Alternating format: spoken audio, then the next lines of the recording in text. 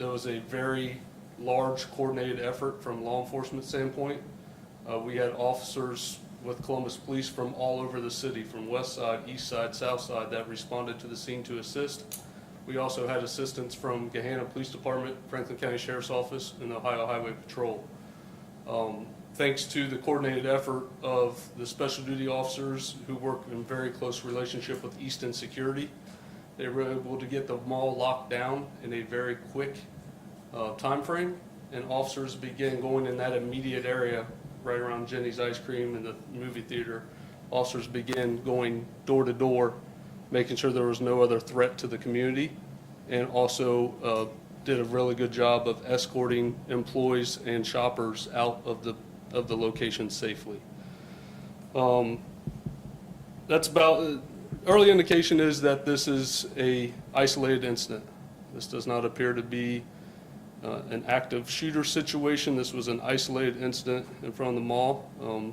We believe the victim to be a juvenile male, but that is all being confirmed. We're not able to confirm that at this moment, but that is what our belief is a juvenile male. At this time, I'd like to hand it over to Mayor Ginther.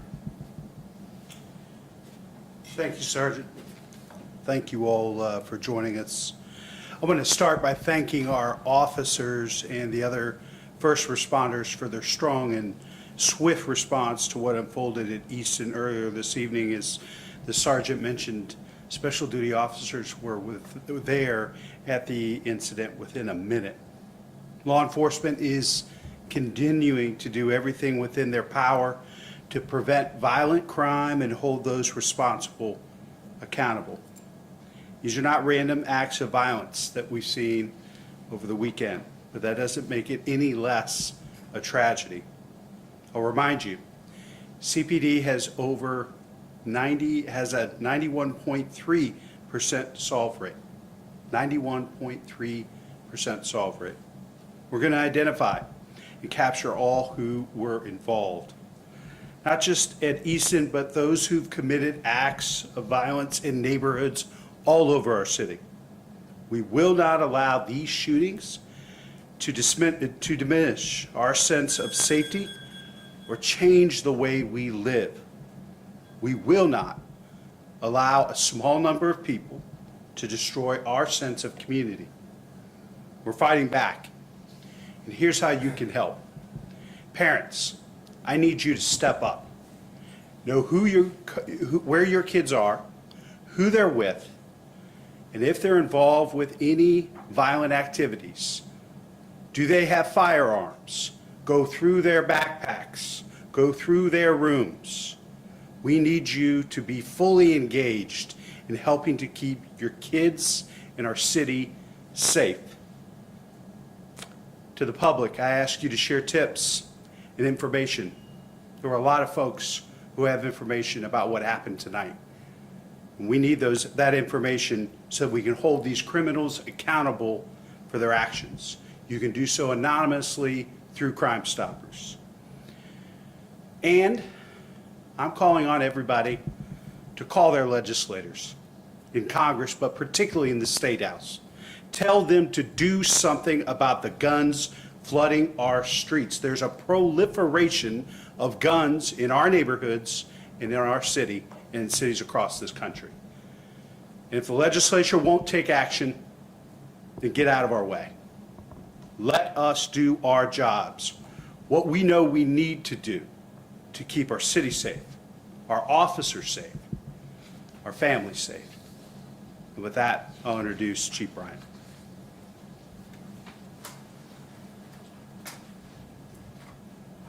Good evening. I just want to reiterate what the mayor said. It's really important for us to get these guns off the streets. It's really important for parents to know where their children are. We are going to make sure we do everything in our power to ensure the safety of our residents. We're going to do everything that we can do that's within our power to solve these cases. But being proactive is the key. We have to make sure that the residents, the city, everyone is doing their part. That's knowing where your children are, getting legislation changed regarding these guns. When you have permitless carry and people can carry a firearm and they don't have to have any training, conflict resolution. This is what we're seeing right now. We're seeing people that are getting in arguments, and this is how they're solving their conflicts, by using weapons. We're going to do everything in our power to solve this. I am very confident in my detectives, very confident in the men and women in blue, but we are asking for your help. We need the public's help. If you have any tips, if you know anything, please call us. Call Crime Stoppers if you want to be anonymous, but call us and let us know. Thank you.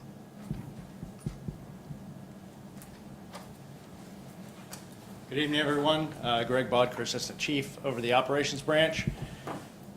You'll hear me say this throughout your questions, I'm sure, but certainly tonight, 3 hours ago, we had a shooting. And so this is an extremely active and ongoing investigation. And so what you'll hear me say is that is not a question that I will provide information to tonight, because I'm not positive of the answer. But with that said, I'm happy to take some questions. How many arrests were made? I saw a video of what appeared to be a fight of so a large group of people and police officers potentially also involved in breaking up the fight and arresting people, etc. I don't know what video you're referring to, if it's cell phone video or if it's surveillance video. I would urge you, if you have that video, that you provide that to detectives, and if someone provided that to you, if they would share that with detectives. We have a confidential upload through Axon that we can provide to anyone that might have video or photograph evidence for us to investigate this.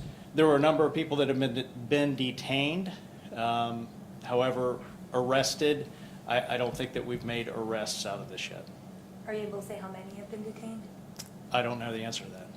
What's the total number of victims? There's one victim. I know that there had been some information early on, I think within 30 minutes of this happening, that there were 2 victims of the shooting. There is only 1 victim that was shot at Easton. You're talking a lot about, talking to your parents, talking to their kids. Were the majority of people involved in this juveniles? I don't know if I can say the majority. There are a number of juveniles, people under 18, children, that were involved in this incident at Easton. I don't know the exact number, but there were a lot of children at Easton today. And there were a lot of adults at Easton today. It was a nice day. These are people that should not have guns in the first place. And so if you are under 18 and you're carrying a firearm, you're doing it illegally. I know you mentioned believe this victim is a juvenile, but can't quite confirm yet. Is this like an older juvenile, like upper teens we're thinking, or like a younger kid? What's the... I appreciate you trying to narrow it down, but I think it's respectful that we make certain that next of kin is notified before we narrow down exactly who the person is that was murdered at Easton. How many guns did you guys take from the scene? I don't know the answer to that. I've gotten a few different numbers, so I don't know the specific number. But it was more than one that you recovered at the scene? I don't know the answer to that. The victim was given CPR to the ambulance driver. Do you know where he was shot, or she? I don't know. I don't know where the person was shot. I do know officers perform CPR, and that's a great question. In the violent incidents that you're asking about and that we've talked about, oftentimes the first people on scene are police officers, and they are applying direct pressure to wounds. They're performing CPR. They are putting hands on people to try and save their lives. You've heard me talk about it before. Our officers in Columbus, in 1 minute, they are asked to be guardians. The next minute, we ask them to be saviors. And the next minute, we ask them to be warriors. It's a hard thing to do in your mind. Our officers are doing everything they can to save lives in the city of Columbus. I know this is not the first time this year that we've had an incident at Easton involving juveniles with guns. Is there, it's very early on, any sense of communication when it comes to you guys working with Easton to try and stop these types of incidents, when it comes to parental supervision or anything like that? I think everyone that spoke before me talked about the special duty officers that are at Easton.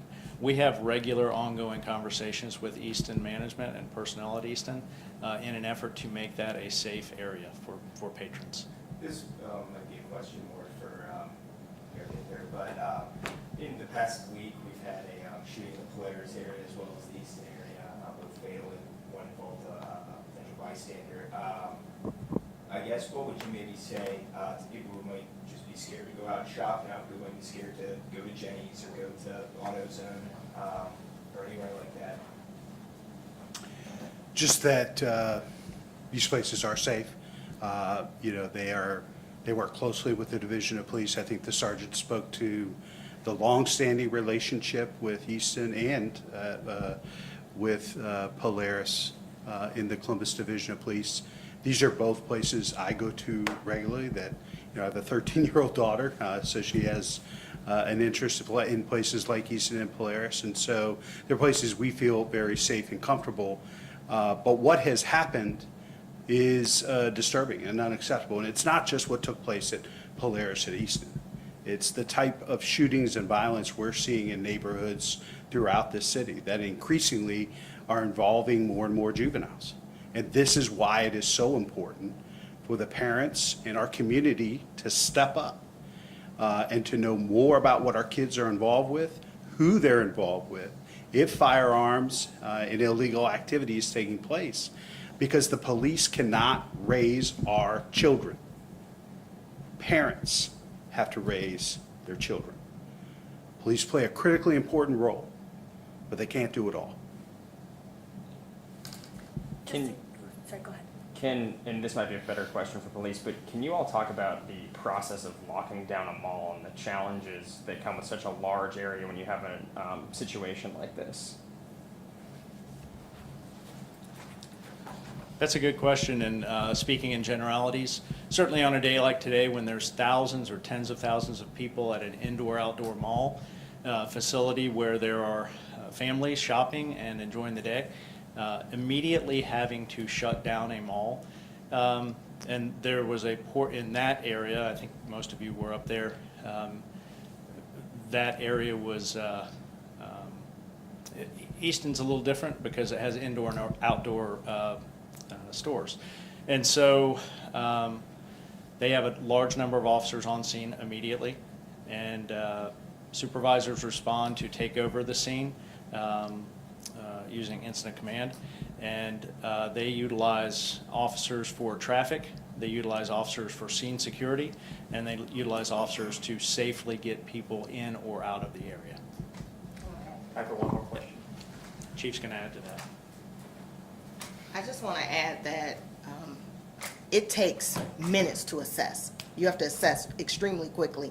And between mall security, between the officers, and between cameras, which is extremely important, we're able to look and determine exactly what we should be focused on, how we should concentrate, and what areas we should target in terms of trying to ensure that we're containing people and making sure that they're safe. That was done today.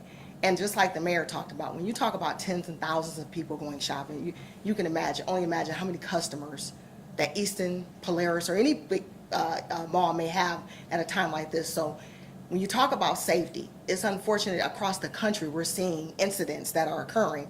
But when you're talking about tens and thousands of people shopping day to day, I can say safely that I feel comfortable myself going to the mall. I feel comfortable with my children going to the mall. I just want to reiterate that when you're talking about as many people that may patronize these businesses in these particular isolated incidents.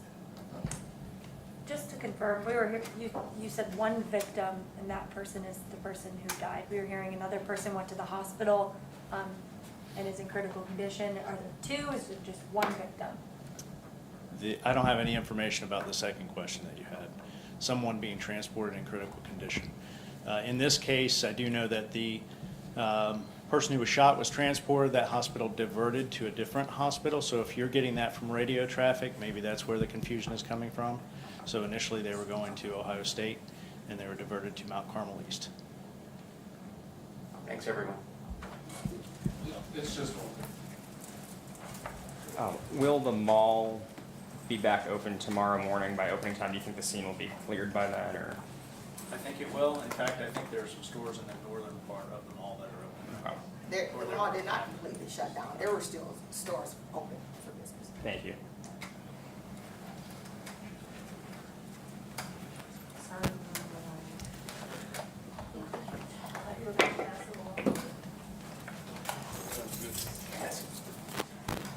That was not my intention, but thank you.